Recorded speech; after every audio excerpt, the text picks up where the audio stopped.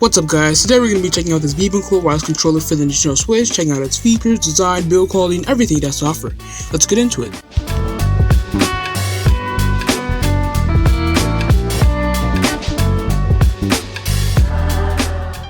Alright, so right off the bat, when it comes to the ABXY buttons on the controller, they're pretty clicky and they're pretty high quality.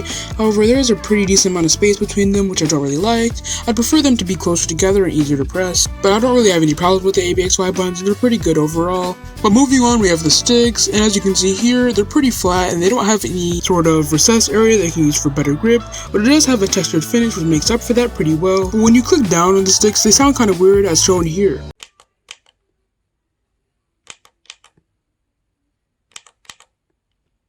So yeah, it is a bit loud when you click on it, it kind of feels like it's gonna break. But moving on to the D-pad, which isn't really a D-pad, it's really just 4 buttons that are shaped to look like a D-pad, which I guess kind of works because you won't be accidentally pressing one side of the D-pad that you don't mean to press, because it's made up of 4 separate buttons. The home, plus, and minus buttons are all made out of rubber, so they don't really have any click to them, but they get the job done. And to take a screenshot, all you have to do is press and hold the minus and plus buttons at the same time, and it'll take the screenshot.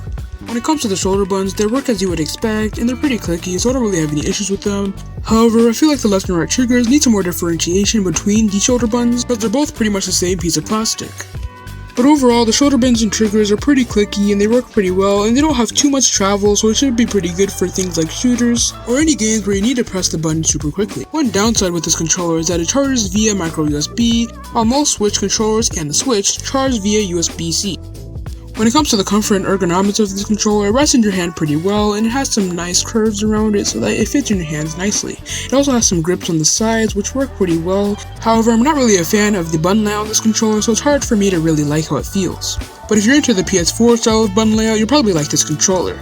Here's a quick look at the vibration quality on the controller.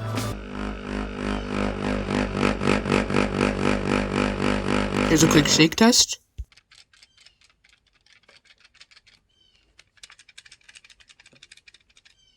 So as you can see, the vibration quality on the controller wasn't anything special, but it wasn't that bad, and the shake test revealed that the vibration motor was kind of shaky inside the controller, which isn't a good thing, but this controller isn't that expensive, so you can't really complain. You can also adjust the vibration strength to your liking, and there's a little vibration that lets you know when you successfully change the vibration strength. When it comes to connecting the controller cannot power on the Switch by pressing the home button, so what you have to do is turn on the Switch first, then press the home button and the connection will work, but you're unable to turn on the Switch via the controller. So with solid buttons, triggers, and joysticks, the controller has a pretty nice gaming experience.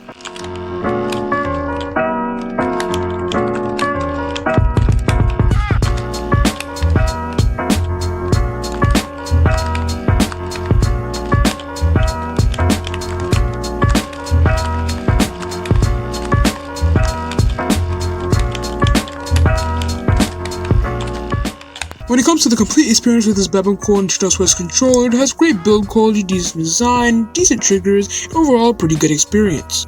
I definitely recommend this controller for anyone who wants a cheap secondary Switch controller or anyone who wants a PS4 style Switch controller. So that's about it. Like and subscribe, and I'll see you in the next one.